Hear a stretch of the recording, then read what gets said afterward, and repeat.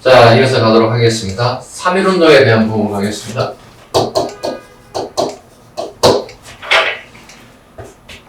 자, 3.1운동 시대적 배경을 한번 보겠습니다. 러시아 혁명이 총 17년에 일어났습니다.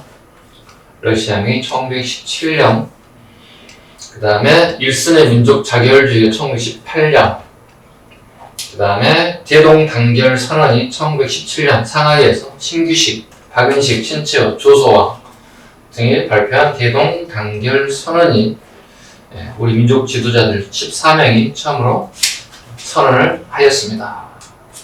그 다음에 무독립선언, 여기서부터 또 잘 나오는 부분이죠.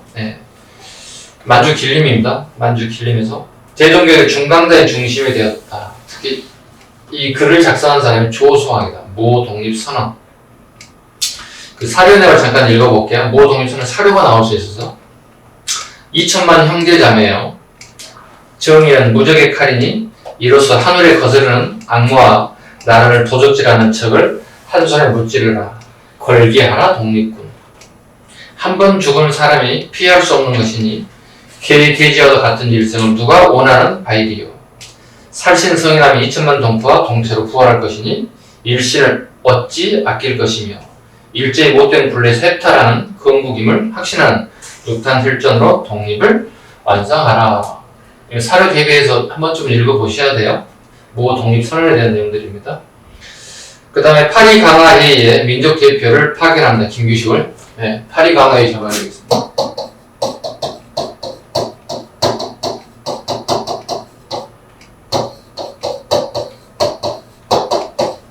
김규식을 파견하였다.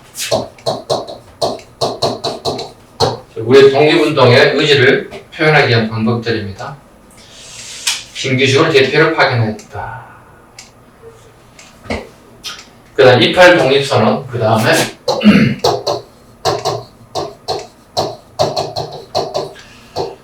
이 부분에 나오시는 것들은 가장 기본적으로 사람관계하고 사료 제시형이다 보시면 됩니다. 사료 제시형을 던져주고 문제를 푸는 문제. 가장 쉬운 게 선후관계 문제들. 사건을 나열하고 선후관계가 올바른 것 이렇게 물어보는 게 가장 쉬운 문제들입니다. 출제자들이요. 자, 28 독립선언 3.1운동이 일어나기 전 한 달 전이죠. 채팔룡 일본 유학생들입니다. 채팔룡 여기 말하고 있는 이광수 이와 같은 인물들이 주도됐던 운동이라고 보시면 되겠습니다. 저는 청년 독립단을 조직하고 이네들에서 처음으로 운동이 이루어졌습니다. 내용까지 물어볼 건 특별한 건 없습니다. 그리고 난 다음에 우리가 알고 있는 3.1운동이 이루어집니다. 선호학에서 중요한 부분들입니다. 무독립선언까지 쉽게 보면 이렇게 순서 보시죠. 이렇게 모8.2 28 독립 3.1운동 선후관계들입니다. 가장 기본적인 선후관계 내용들. 그 다음에 3.1운동 전개 내용들을 하나씩 살펴보도록 하겠습니다. 자, 먼저 3.1운동 과정. 주로는 구성요성, 손병희, 권동진, 오세창 이 사람들이 가장 중시하는 건 대중화, 일원화, 비폭력 3대 원칙입니다. 대중화, 뭐 하는 사람들이 같이 했으면 쓰겠다. 일원화시켜야 한다. 비폭력을 못 쓰겠다. 그래서 민족대표 천도교 15명, 기독교 16명, 불교교 2명, 총 33명으로 구성되어 있다. 33명으로. 이날의 고종 인산입니다.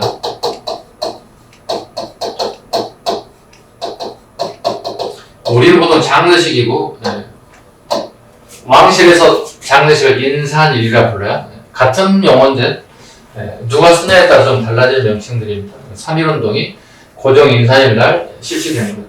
원래는 실은 2월 말에 그죠? 2월 말에 이미 계획이 잡혔던 것들인데 이 기독교인들이 반대하죠. 예배를 드려야 되기 때문에 할 수 없다.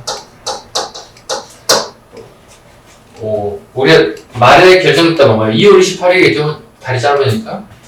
2월 28일 독립운동 되게 발음 안 좋죠. 저는 다행이라고 생각해요. 3.1운동 되게 발음 편하잖아요. 2월 28일 아니면 228 독립 3.1운동? 아니 228 운동? 애매모호하죠. 네. 그런 비하인드 스토리가 있어요. 3.1운동은 그나마 고정 인산이라 또 날짜가 잡혔고 발음하기 좋습니다. 3.1운동 주로 기독교인들, 그 다음에 천도교인들, 불교인들 중심이 되었다. 독립선언서 작성은 최남선, 공약 3장은 한용운, 최남선과 한용운. 그 다음에 한 페이지 넘겨보겠습니다. 자, 전개 과정을 하나씩 보죠. 민족대표 33인 얘기 많이 들어보셨죠? 네. 얘네들이 태양안에서 모였습니다. 네. 태양안에서 모여서 선언식을 하죠. 태양안은 식당이에요. 네. 대한제국이 무너지고 난 다음에 거기서 그 궁궐에서 일했던 셰프들이 있죠. 요즘 말로 요리사들이 할 일이 없어서 다 나와야 되잖아요. 그래서 일부 재력가들이 일부가 돈을 대고 식당을 만들어서 처음으로 일반인들의 궁중요리를 맛볼 수 있는 것들이 몇 개 생기는데 그 중에 하나도 이제 태양안이라고 보시면 되겠습니다. 태양안에서 선언식을 하고 탁골공원에 그래서 일반 백성들을 시민들을 만나서 같이 선언을 하고 다시 확장시키려는 그런 계획들이다 보시면 되겠습니다.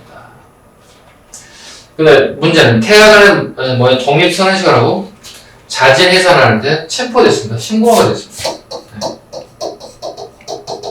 일부 독립운동가 자진 신고하고 체포가 됐습니다. 좀 아이러니하죠? 안타까운 부분이 이 부분이죠. 네. 그 다음에 전국적 해산을 볼까요?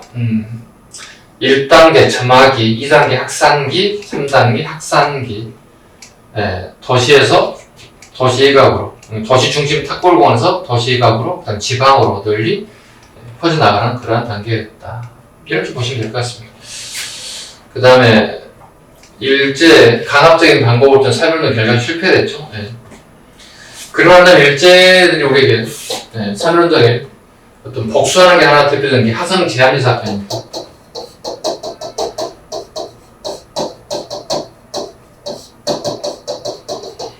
하성의 교회죠. 교회에서 교인들이 예배를 드리죠. 여기 이제 방사건이 터져나옵니다. 불을 질렀다는 거거든요. 밖에 입구에 이렇게 뭐라 그러죠? 이렇게 입구에 나오지 못하게끔 이렇게 못질을 하고, 그 다음에 창문을 깨고 뛰쳐나왔을 때 이때 얘들이 우리 교인들을 향해서 만행을 저질렀습니다. 말로 표현할수록 만행을 저질렀습니다. 이게 하성 제한리 사건입니다. 이게 4월달이에요. 그러니까 3.1운동 이후에 가장 대표적인 사건. 근데 이게 묻힐 뻔했던 사건이거든요. 근데 다행히 우리 일국 언론에 보도가 되면서 일본 애들이 만행이 만천하에 드러나게 되었다 보시면 돼요. 이게 미국에서 가장 안 좋게 볼 수 있는 것들이 뭐냐면, 기독교 국가들에서는 이게 가장 큰, 한 나라의 독립운동 차원이 아니라 종교 탄압 이렇게 비칠 수도 있거든요. 되게 중요한 부분을 건드렸어요. 일본이 잘못 건드린 것 같아. 이런 부분들. 그죠? 하성 제한리 사건, 1919년 4월에 일어났던 사건입니다. 엄청난 만행을 저질렀던 것들. 교회뿐만 아니라 그 주변에 있는 민가까지도 불태우는 사건들로 학대되었다 보시면 되겠습니다. 그 다음에 이제 3.1운동의 의의를 좀 보겠습니다. 3.1운동의 의의. 3.1운동의 의의가 뭘까? 의의를 한번 봐야 되겠습니다. 독립의지를 천명했다. 앞으로 우리가 독립운동을 할 것이다. 그 다음에 우리 민족의 저력이 과시되었다.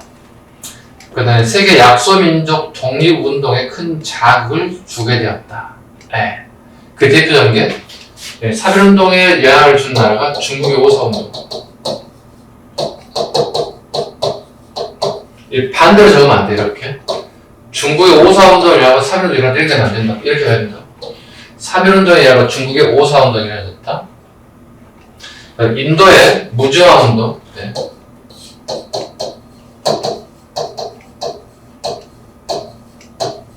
인도의 무저항운동. 동남아시아 여러 나라에까지 영향을 주게 되었다. 됐죠? 그 다음에 이건 우리나라에 임시정부 수립 계기가 되었다. 네, 임시정부 수립 계기가 되었다. 그 결과 세계가 만들어진 거 아시죠? 연해주, 그 다음에 상하이, 네. 한성의 임시정부 이렇게 세 개가 만들어졌다. 왜냐면 3.1운동이 또 실패한 원인도 있어, 그죠? 네. 도대체 왜 실패했을까 정도도 이거 알아야 되겠죠? 일단 기본적으로 보죠. 비폭력 운동이었다는 거. 문제는 그 다음에 사회 지도자들이 되게 부족했다는 거예요. 민족들이 33일까지는 어림도 없죠. 그 다음에 중심축이 돼야 할 정부가 없었다는 거예요. 무정부였다는 거예요. 무정부를 이렇게 우리 앞으로 해야 될 거죠? 정부를 만들어야 한다는 거예요.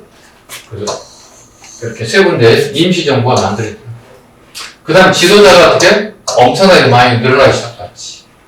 비폭력에서 어떻게 하죠? 20년대가 되면 무장투쟁으로 방향이 선회됐죠. 근데 한반도 내에서 무장투쟁은 한계가 있죠. 일제다 강점기가 됐기 때문에.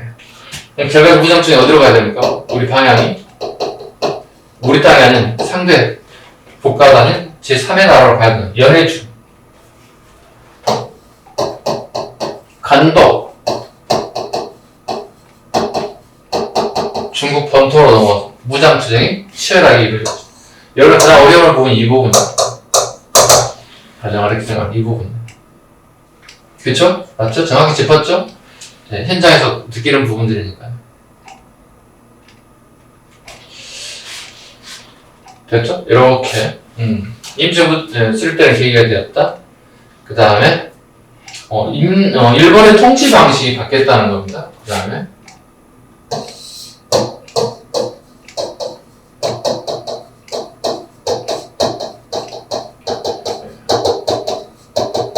무단 통치였죠? 네. 1910년대 무단 통치죠. 무력으로 단호하게 처형했다. 일명 헌병경찰 시기죠. 군경찰이죠. 헌병경찰 통치 시기에서 3.1로 쳐졌잖아요. 확 눌렀잖아요. 그만 그때 반발도 커지겠죠. 네. 무단 통치에서 바뀌는 거죠. 문화 통치. 사이토 마코토가 부임하게 되면서 대변화가 이루어지죠. 무단 통치에서 문화 통치 방식으로. 문화 통치 방식이 뭡니까? 이렇게 가끔 물어보면 일본인들 되게 문화적으로 대해주는 건가요? 3.1운동을 계기로? 이렇게 대답하는 친구들이 거의 대부분이 80-90%예요. 공부를 처음 하는 친구들이. 그건 아닙니다. 일본에서 우리가 7문자를 양성해서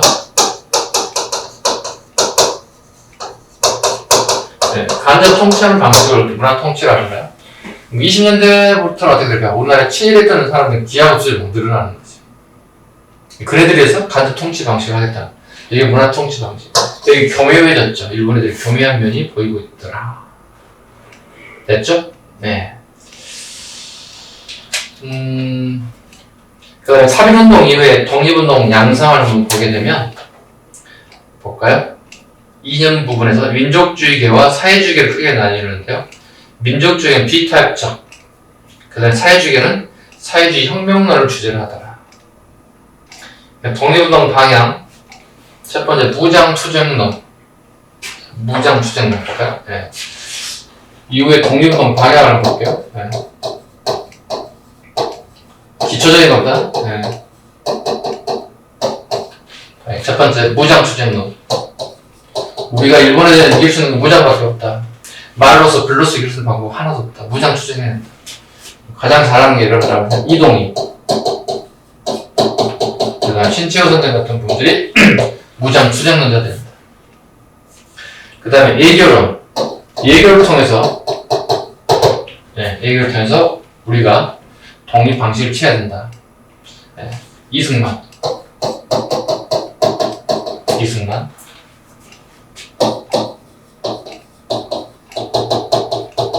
국제연맹의 이임통치론을 주장하죠. 이게 가장 큰 문제가 바로 이임이라는 게 있죠. 맡길 이자거든요. 네, 맡길 이자거든요. 그 국제연맹에다가 우리 임시정부를 맡겨서 통치하자는 얘기죠. 우리는 아직 이런 정부를 운영해본 경험이 없다는 거예요. 미숙하다는 거예요. 이때 이제 신채호 선생님 엄청나게 비판하죠. 신채호, 그 다음에 안창호 이런 선생들이 엄청나게 비판을 가졌어요. 이승만 결과적으로 탄핵이고 우리 초대 임시정부 대통령 이승만이 탄핵되고 말았습니다. 23년에. 그 다음에 자치론, 그 다음에 참정론.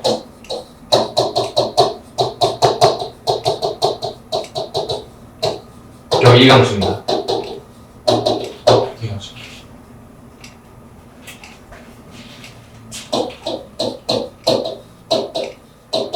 일본의 지배를 인정하자는 거야.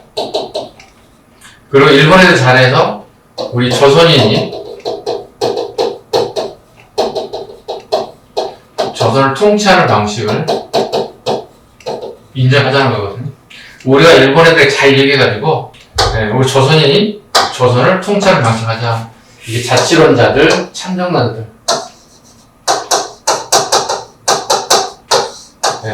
이동희, 신채호 등들이 가장 강력하게 비판했고 그리고 훗날 이강은 친일파가 돼버렸고요.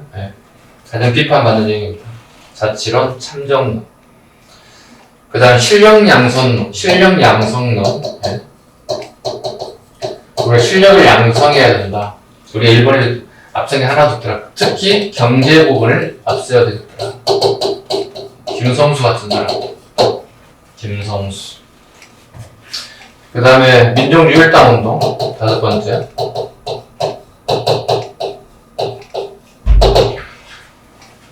지금 현재 좌우가 이렇게 따로따로 독립운동, 좌우 합쳐야 된다. 이게 민족유일당입니다. 그러니까 사회주의 계열과 민족주의의 힘을 합쳐야 됩니다. 이게 신간입니다. 1927년 이상재 선생이 중심입니다. 신간. 독립운동이 총 5가지죠. 무장투쟁, 애교, 자치론, 실력양성, 그 다음에 민족유일당 운동, 신간회 같은 활동들이 이어졌다. 특히 신간회 같은 내용들은 꼭 잡아주셔야 되겠습니다. 이해 가셨죠? 그 다음에 한 페이지 넘겨보겠습니다. 814쪽 임시정부 수립부터 다시 볼 텐데요. 이거 좀 지울게요. 지워도 되겠죠? 네, 지우겠습니다.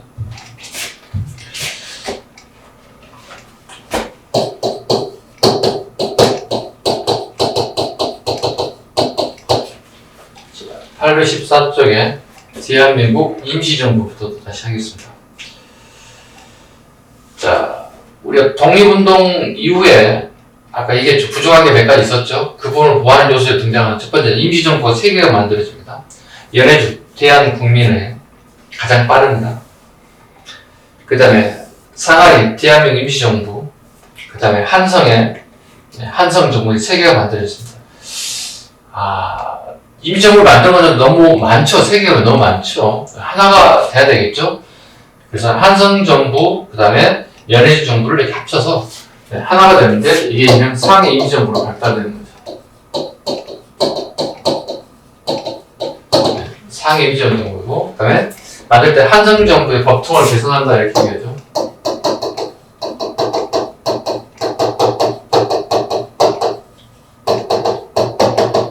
한성정부의 법통을 개선하겠노라 이렇게. 이랬다는 정도, 이렇게 3개가 하나로 뭉쳤다는 정도. 자, 그래서 이네들이 활동했던 것들이 뭐가 있을 것인가. 수립은 우리 알다시피 1919년, 그죠? 1919년 9월입니다. 요건 꼭 연도를 외워둘 필요가 있습니다. 9월입니다. 임시정부는 3월달, 4월달이 만에 하나가 만들어진 것은 9월이었다. 됐죠?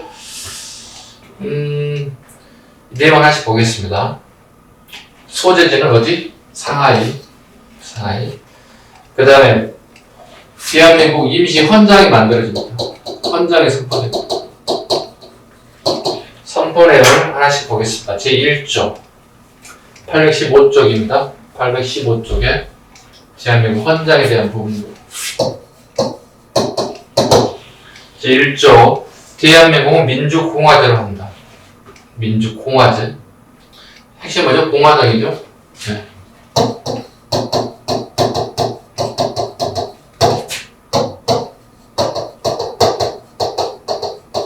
공화당이란 국민의 참정권, 투표라는 행위죠.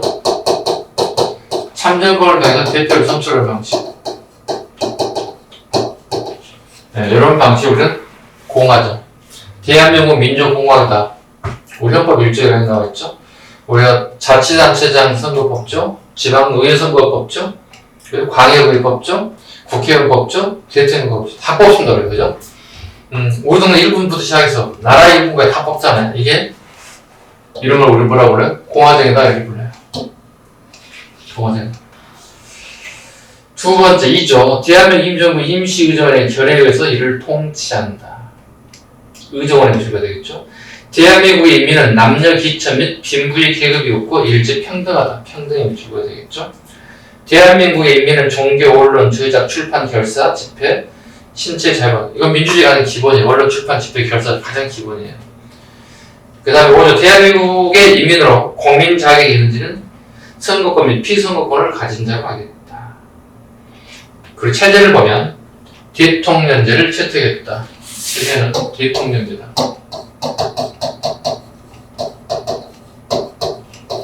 대통령제를 채택했다. 그 결과 우리나라의 대통령의 이승만이 당선됐다. 그 다음에 국무총리는 이동희다.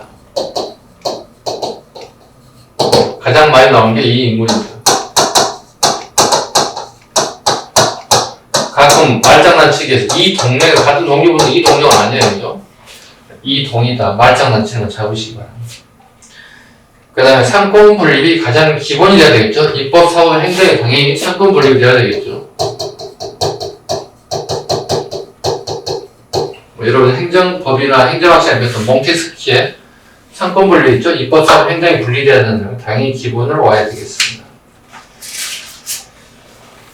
그 다음에 임시정부의 활동 내용 보겠습니다. 816페이지.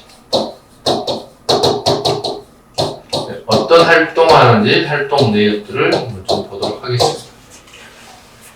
어렵지만 않은데 좀 양이 좀 많아지기 시작하죠. 네.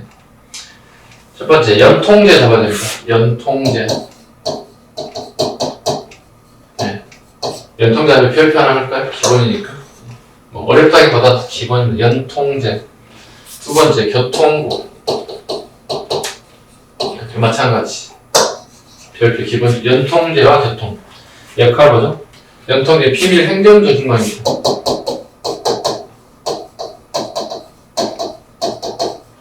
비밀 행정조직망. 교통부 정보 수집.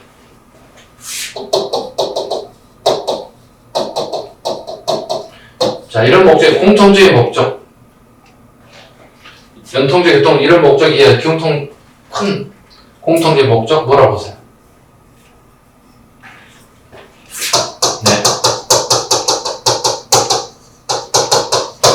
네. 군자금. 독립군의 자금이 꼭 필요하죠. 독립운동하는데 돈이 필요하겠죠. 이런 목적을 가지고 있다. 군자금 조달이 목적이었다. 연통제, 교통부. 요거 말고 별도로 군자금 조달할 목적들이 또 있습니다. 네. 군자금 조달할 방법들을 요거 이해도. 네. 공채 발행. 애국 공채라고 그러죠. 네. 공채 발행. 공채 발행. 그 다음 국민들의 의연금. 국민들이 자발적으로 낸 의연금들. 이런 방법. 그 다음에 이른 양행.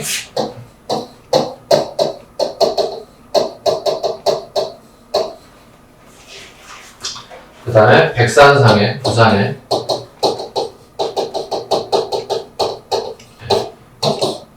이런 방법들을 통해서 분자금이 조달되었더라. 특히 특히 이륜양행 같은 경우에는 네. 외국인의 도움이 있었다는 거. 네. 외국인들의 도움을 통해서 네. 이륜양행을 네. 즉 아일랜드 사람이죠. 네.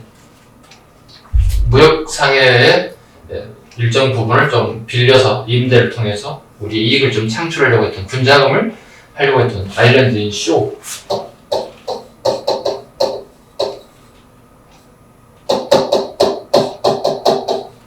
네, 사람들이에요. 훗날 우리 근데 얼마 되지 않았죠? 아마 이명박 정권 때인가요? 아마 그 후손들이 와가지고 네, 아마 훈장을 좀 수여했던 기억이 좀 남아 있습니다. 네, 우리나라의 독립을 위해 헌신했던 외국인들에게도 돌아가셨지만 그 후손들에게 조금이나마 네, 그 조상에 대한 부분을 조금 이루어줬던 것 같습니다. 그건 참 괜찮은 것 같습니다. 네, 지나치나. 그 다음에 외교 활동 볼까요? 네, 외교 활동.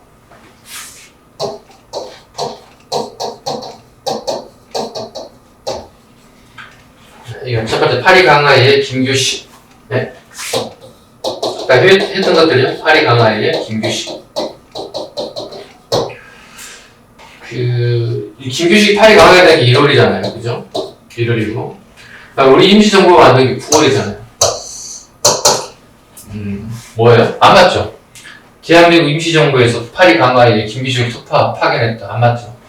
근데 훗날 김규식이 소속된 이 단체들도 임시정부 포함되기 때문에 경비 부분 파리까지 가는 경비가 될 거고 너무 길어요. 시간적인 부분이 너무 소요돼요. 그래서 임시정부에서 파리 강화에 김규식을 파견된 걸 한다 이렇게 되는 거지 일정이 맞지 않는데 이상합니다. 당연히 여러분들이 의문을 가져야 되지만 이런 목적에 의해서 파견된 걸 하자 이렇게 되는 거고요. 구미이온부 설치했다 이승만이 구미이온부 설치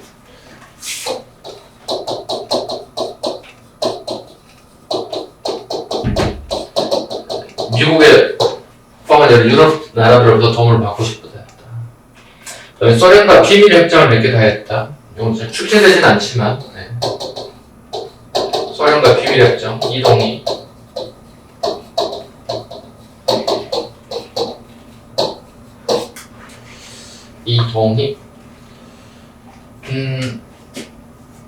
한노 군수동맹 체계로 독립군 양성 지원금을 받기도 하였다. 분장을 받기도 하였다. 근데 안타까운 건 횡령에 대한 어떤 투명을 좀 써서 이동의 결과적으로 떠나게 되는 결과도 맞이하게 됐다. 그 다음에 군사활동 볼까요? 군사활동. 군사적인 부분이 어떤 게 있는지 하나씩 좀 보도록 하겠습니다. 임시정부 상하이 육군 무관학교를 설립했다. 네, 육군 무관학교를 알아야 되겠죠. 네. 육군 무관학교 초급장교를 양성한다. 그 다음에 직할부대를 편성했다. 네, 임시정부 산하에. 네, 남주에서 활동하던 무장 독립군을 임시정부 직할부대를 개편하기 시작합니다. 그 대표적인 강복군 사령부, 강복군 총령, 그다음 육군 주만 참의부. 육군 주만 참의부는 자주 나올 뿐만 아니라 알아야 되는 부분이 나중에 또 얘기하겠습니다. 왜냐면 임시정부가 상하이에 있잖아요, 그죠? 상하이는 군부대가 없어요. 있을 수가 없어요. 상하이는 군부대가 있을 수 없죠. 다른 나라에 우리의 군 조직을 거기 놓을 수는 없는 거잖아요. 상하이는 가능하죠. 왜냐면 상하이는 일본에 뺏기기 때문에. 상하이에서 독립운동하는 분들이 계실까요? 그분들을 상하이에 임시정부에 있지만 군이 없다. 만주에서 활동하고 있는 참의부를 우리 임시정부의 주력부대로 본다는 거예요. 그래서 육군, 주만, 만주, 주만 참의부를 전부로 본다. 그 다음에 강복군 총령도 마찬가지다. 그 다음에 한인 비행사 양성소, 미국 샌프란시스코에서 양성소를 설치했다 정도. 그 다음에 이제 문화활동. 문화활동이 뭐가 있는지 보겠습니다. 첫 번째, 독립신문을 발행했다. 독립신문. 앞절 독립신문 한번 했죠, 우리가. 여기는 이광수입니다. 네, 이광수입니다. 이광수 독립신문을 기간주로 발행하였다. 독립신문을. 됐죠? 그 다음에 독립협회 1896년에 있었던 이광수인데요. 네.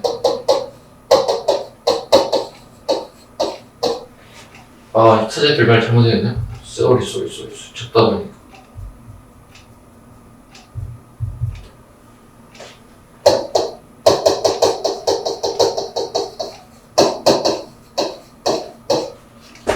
네, 구분하시면 됩니다. 같은 신문 이름이 같아요. 네, 같은 신문이 좀 주도하신 분이 좀 다르죠. 이강수, 여기는 서재필. 구분하시면 될 것 같습니다. 그 다음에 한일 사료 편찬서, 사료 편찬서 봐야 되겠죠. 기초입니다. 사료 편찬서를 통해서 한일 관계 사례집을 가능하였다. 교육활동 정도 있었다 정도. 그 다음에 818페이지를 한번 넘겨보겠습니다. 이때 이제 이승만에 대한 부분을 하겠습니다. 이임통실험 국제기구의 이임통치를 주장합니다. 네. 이임통치를 주장하자 우리 민족주의 계열의 많은 인사들이 반대를 나타냅니다. 그게 일명 국민대표회입니다.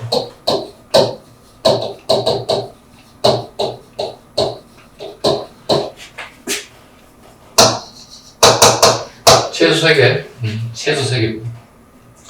신채호, 박영만 등 얘기를 든 일반적인 무장 독립투쟁론자들의 유혹으로 소집되었습니다. 크게 3가지로 나뉘어지죠. 창조파 3개 다 나와 있습니다. 개조파, 현상, 유지파 이렇게 3가지 나왔습니다. 창조파 무장투쟁을 주장합니다. 무장투쟁 대표인사 신채호, 김창숙, 박용만. 이들은 이 임시정부를 해산하자. 그리고 새로운 정부를 주장해야 합니다. 왜냐하면 이승만의 이임통치가 되게 비판받습니다. 신채호 선생 같은 경우 엄청난 비판을 하게 되죠. 이렇게 얘기합니다. 나라를 팔아먹은 이하는 되게 나쁜 놈이다 이렇게 얘기하죠. 근데 없는 나라를 팔아먹은 이승만은 더 나쁘다 이렇게 비판을 하게 되죠. 얼마만큼 이승만에 대한 내교, 이임통치에 대한 부분을 강력하게 비판했는지가 이 글을 통해서 우리가 단정해 볼 수 있겠죠. 그만큼 이승만은 국제기구 이임통치를 주장했을 뿐만 아니라 한동안은 미국에 거주하게 되면서 어떤 그 정치 어떤 노선에 대한 어떤 갈등이 되게 증폭됐던 것 같아요. 왜냐면 자금은 없지, 대통령은 우리 주변에 상하이 있지 않지, 뭐 여러 가지 때 갈등됐다가 재정적인 부분, 노선에 대한 갈등들이 되게 커졌던 것 같아요. 왜냐면 이게 사람이 모이게 되면 노선의 갈등 같은 것도 되게 커지거든요. 왜냐면 각자 생각이 다르기 때문에 이런 것들이 증폭되었다 이렇게 보실 수 있을 것 같습니다. 개조파, 안창호, 예원영 같은 인물들. 잘못된 부분만 개조하자고 하는 게 이제 개조파들 있죠. 개조파. 그래,天山 유지파. 괜찮은 것 같은데 뭐 이대로 가야 되지 않나? 현상 유지 주장하는 사람 이동영, 김구 같은 인사들이 이렇게 나뉘어졌다. 결과적으로 이 세 단체들이 분단됐지만 결국 국민대표 회의가 소집됐죠. 소집 되기 전에 하는 건 임시 모임이라고 보통 주비회라는 모임을 쓰고요. 주비회라는 단어를 쓰고 임시 모임 됐고 소집이 돼서 150여 개 단체의 회원 약 300여 명이 참석을 하죠. 그 결과 이승만이 탄핵됐습니다. 결과 이승만은 탄핵되고 말았습니다. 탄핵됐습니다. 그럼 대통령이 지금 현재 대통령제에서 대통령이 탄핵되면 골치 아프잖아요. 박은식을 임시 대통령으로 선출하게 되었다. 됐습니까? 네, 됐습니다. 그리고 임시정부 재정비에 이 사이에 또다시 헌정 체제가 다시 이제 바뀌가는 헌법 개헌에 관련된 뭘 좀 할까요? 개헌 부분. 자, 819페이지입니다. 자, 1차 개헌 1919년에 대통령 지도체제였다. 이승만, 그 다음에 이동희 대통령과 부통령 그래프에 나와 있습니다.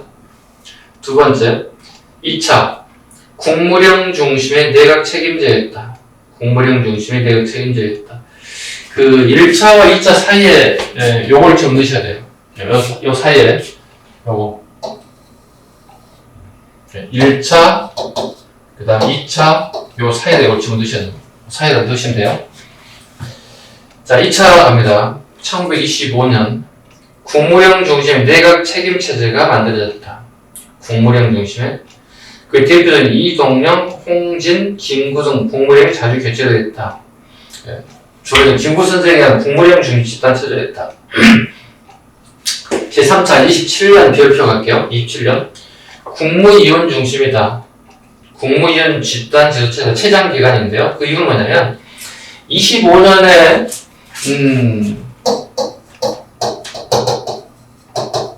국무령 중심의 집단 지도체제였잖아요. 그죠? 이때 많은 인사들이 떠나게 돼요. 그래서 27년에 집단 지도체제가 되는 것은 당연한 겁니다. 국무위원 중심의 집단 지도체제예요. 국무령은 책임자가 있다는 얘기가 되는 거고, 국무위원은 오래가지고 장관이에요.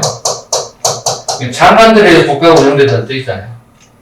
네, 국무위원 중심 집단 체제가 가장 장기간을 할 수밖에 없어요. 많은 사람이 떠나가게 되죠. 저 사람 떠나가는 걸 막아야 되겠죠. 그래서 많은 사람들에게 장관 자리를 임명할 수밖에 없었어요. 네, 이렇게 해서 운영될 수밖에 없다. 그리고 난 다음에 쭉 이제 총칭으로 이동할 겁니다. 이 중간 과정이 되게 복잡하죠, 우리가 이제. 3년 중반 이후부터는 어떻게 되냐면, 일본 애들이 중국 본토로 내려오기 시작한다고. 본토로 내려오면서 독립운동을 어떻게 이동하기 시작한다고. 김구선생, 그 다음에 중국의 장제스 같은 사람들이 총칭으로 이동한다고. 총칭의 임시정부가 만들기 시작한다고. 이게 이제 1940년이에요. 중국 본토에 충충까지 내려 총칭의 임시정부를 만들게 되었다. 이때는 주석 중심이다. 주석제. 주석이란 한 사람이 정치를 하는데 입법, 사법, 행정에 관한 모든 걸 다 가져가는 걸 우리는 보통 주석제라고 합니다. 그래서 김구 주석에 의해서 강력한 리더십을 통해서 독립운동이 이루어지고 있었다. 좋게 표현하면 강력한 리더십이고 나쁘게 표현하면 뭐가 될까요? 독재지. 나쁘게 표현하면 좋게 표현하면 리더십이 되는 거고. 오케이? 이렇게 총칭 임시정부가 이루어졌다. 그다음에 44년 5차 개헌이죠. 주석과 부주석제로 바뀝니다. 주석, 부주석. 김구와 김규식 중심의 국가체제로 이동되기 시작했다. 네, 가셨죠? 그 다음에 이제 우리 김구 선생이 만들었던 한인 애국단에 대한 부분을 좀 활동하는데요. 김구 선생 임시정부의 책임자잖아요. 끌고 나가는 리더잖아요. 근데 김구 선생도 독립운동을 하는 데 있어서 가장 벽에 하나 부딪히는 게 있다는 거야. 왜냐면 무장 독립운동하는 단체 수하에 없는 거예요. 그게 만든 게 우리 알고 있는 한인 애국단이에요. 1931년에 한인 애국단들이 만들기 시작합니다. 지워야 되겠는데? 지워도 되겠어요? 지워볼게요.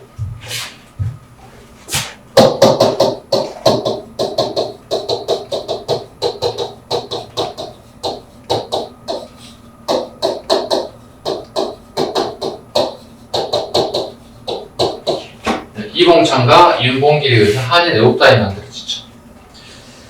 자, 한인 애국단 보겠습니다. 첫 번째, 이봉창. 일본 국왕의 폭사를 기도하였다. 이 의거는 비록 실패로 끝났지만 우리 민족의 희망을 일제에게 두려움을 주기도 하였습니다. 네. 일본에까지 건너가서 이런 일을 하게 됐다. 물론 실패이긴 하지만. 윤봉길. 만주 침략과 상하이 사업에 승리한 일제가 상하이 홍코우 공원에서 전승 축하식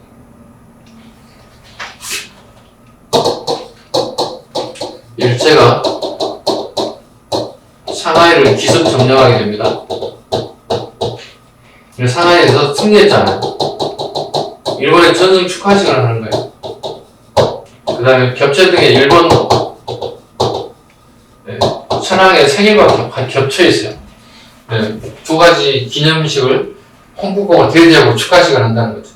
이때 윤봉길이 폭탄을 가지고 들어가서 그 단상에다 던졌죠. 그 결과 많은 사람들이 희생을 따랐죠. 일본 고위 군인과 관료들이 많은 희생을 따르게 됐죠.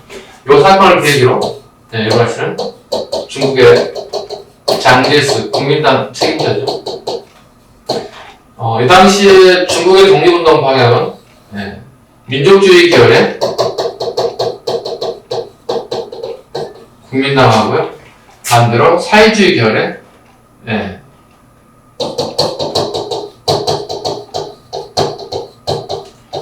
두 개 방향으로 나뉘어져 있죠. 하나, 그 다음에 둘 이렇게. 중국의 이제 하남 지역을 중심으로 국민당, 그 다음에 하북 지방을 중심으로 사회주의 계열의 독립운동이 따로따로 이루어지고 있죠. 중국의 독립운동사도 알아야 되는 이유가 우리가 이제 앞으로 좀 하겠지만 독립운동사 어려운 이유가 이거거든요. 중국 건너가서 중국 영토의 독립운동을 하는 거거든요. 그리고 사회주의 계열과 민족주의 계열의 독립운동이 따로따로 구분되어 있다는 겁니다. 그러다 보니 이게 여러분들에게 어렵게 다가오는 부분들이긴 하지만 수업을 좀 성취되는 큰 문제는 없을 것 같습니다. 그 다음에 장제스 하다 말았군요. 장제스 국민당의 장제스로부터 대한민국이라는 임시정부를 약속하게 되었고 영토 내 우리 대한민국 사람들이 중국 영토 내에서 무장투쟁을 승인했다는 거예요.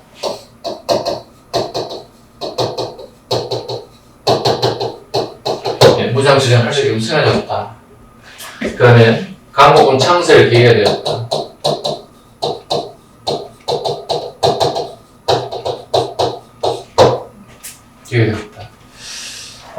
중국 인구 하지 못한 일을 2천만 조선인 한 사람이 해냈다. 알고 봤더니 김구 밑에 있었던 한일 애국단의 윤봉길이더라. 이걸 계기로 강국군이 창설되었고, 그죠? 강국군이 창설됐고 무장투쟁 중국 관내에서 무장투쟁이 가능했던 허락이 되었다. 누구에서? 장제스에 의해서. 됐죠? 그 다음에 한 페이지를 또 넘겨볼까 합니다. 넘겨보겠습니다. 총칭 이후에 임시정부의 체제 정비. 자, 한국독립당이 결성됐습니다. 총칭 이후에 한국독립당. 한국독립당이 결성됐습니다. 김구 선생님 중심입니다. 줄여서 보통 우리 한독당이라고 보통 얘기하는데요. 원래 이 한국독립당은 김구가 처음 만든 건 아니었고요. 원래는 조수왕이 만들었었죠. 조수왕이 임시정부에 합류하게 되죠. 임시정부에 합류하면서 김구 선생에게 허락을 받죠. 김구 선생 조수왕이 우리 임시정부에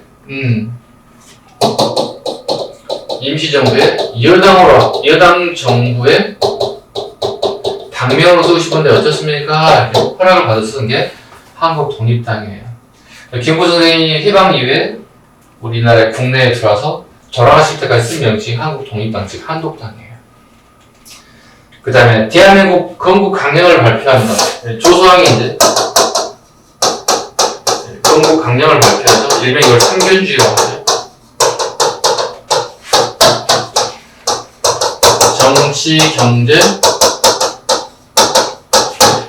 교육의 균등을 강조하죠. 네, 이걸 삼균주의라고 합니다. 이 삼균주의가 충청 임시정부에 포함됩니다. 삼균주의. 삼균주의가 이때 처음 포함됐지만 조상이 삼균주의 이때 처음 만든 건 아니고요. 삼균주의는 조상이 이미 20대 초부터 본인이 써가지고 다니던 내용이 여기에 반영됐다고 보시면 돼요. 여기 반영됐다고 보시면 돼요. 정치, 경제, 교육의 균등이다. 되게 다 돈 들어간 일들이잖아요. 그죠? 네. 그 다음에 좌우통합 정부 수립에 김원봉이 조선민족혁명당에 합류하였다. 중요한 일 나왔습니다. 너무 중요한 게 나왔습니다. 앞으로 김원봉 엄청나게 중요한 인물이 나올 건데요. 김원봉은 엄격히 따지면 사회주의 계열이죠. 사회주의 계열의 김원봉이 민족주의 계열의 김구 선생이 만들었던 대표적인 한국 광복군에 참여합니다.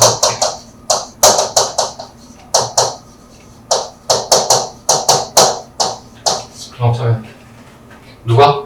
김원봉의 뭐가? 조선민족혁명당이.